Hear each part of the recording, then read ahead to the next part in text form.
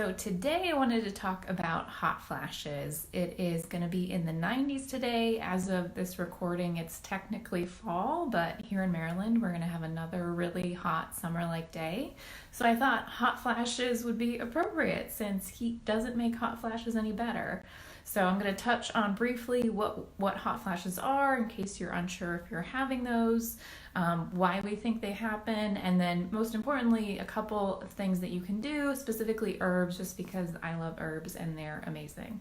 So first, for hot flashes, there's something that can happen when you transition from having a menstrual cycle to going through menopause, in that perimenopause transition. That being said, they can last for years. Sometimes they can last for up to 5 years, and those can obviously vary in terms of how long they're happening or how frequent. So you might have periods where they're happening daily, and then they might taper off and only a few times a week. And in some cases, they've lasted up to 15 years, so they are quite problematic. A good portion of women going through perimenopause in the US do get hot flashes. Specifically, night sweats are a big issue. About 75% of women in perimenopause suffer from that. So what we're talking about today with hot flashes covers both the hot flashes and night sweats. What's interesting, in other cultures and other parts of the world, like especially in Asian countries, they really don't have hot flashes that much. Our night sweats, it's a very less frequent issue. So there's something going on there that we're not quite able to figure out yet. So for hot flashes, and same for night sweats, it usually starts with the heat that starts in the chest, goes up to the face, feels like an internal kind of burning heat. You get really hot, sweaty. Sometimes you can have palpitations and anxiety. And then once you're done sweating, which usually only lasts a minute or two, then you get cold and start shivering. So usually it's throwing the blankets off, being really hot, and then getting chilly and putting the blankets back on. So really disruptive. And again, if it happens several times a day, when you're working with meetings, that can be really problematic. So as far as hot flashes and night sweats, why do they happen? We're really not quite sure. We think it has to do with estrogen declining as you go into menopause, and there are receptors for estrogen on your arteries. So we think it's kind of disrupting that thermostat and making your body think, oh my God, it's too hot, and then dropping it down and being cold on the opposite end of it.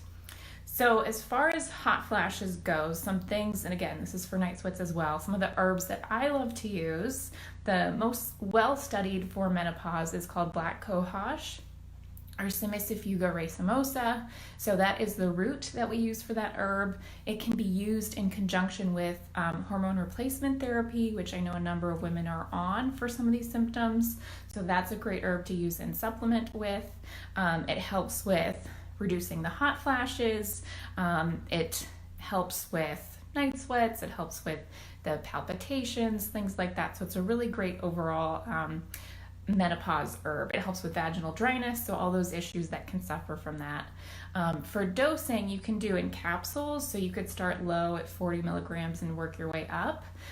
Also, tinctures, if you do, you definitely want to do it on the lower side of things. It's definitely a potent herb.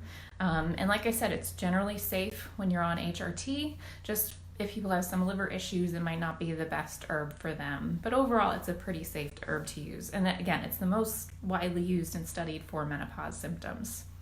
The second herb that I like is red clover. You actually see them growing around in Maryland, just in the fields and the grass. They're the cute pink little flowers. I would have picked some if they're around, but everything's dry and dying right now. So that is, you shouldn't use it with HRT because it is a phytoestrogen, so it doesn't necessarily raise estrogen, it helps balance estrogens, but it can interact with hormone replacement therapy. So this is not one that I would use with hormone replacement therapy. It has been shown in studies to reduce hot flashes up to 50%. So, pretty good efficiency. And you can do 40 to 80 milligrams if you're going to do capsules of that. You could also do a tincture as well, like a half teaspoon a couple times a day. But it's a really great overall herb. It doesn't taste too bad. Black cohosh definitely has a strong flavor to it. So if you wanted a little more mild taste, this would be the one for you. Again, making sure you're not on the hormone replacement therapy.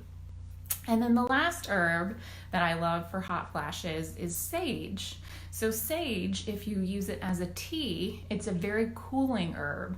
So something you can drink at night. Obviously, maybe not a ton of tea at night because you'll be up peeing all night.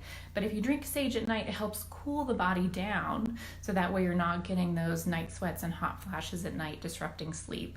The other thing is if you make sage as a tea, you can put it in a spray bottle like what I have here, and combine it with a little bit of lavender tea, and then actually physically spray yourself down before bed. So it's a way to take internally and also do it topically to kind of help lower and cool the body temperature.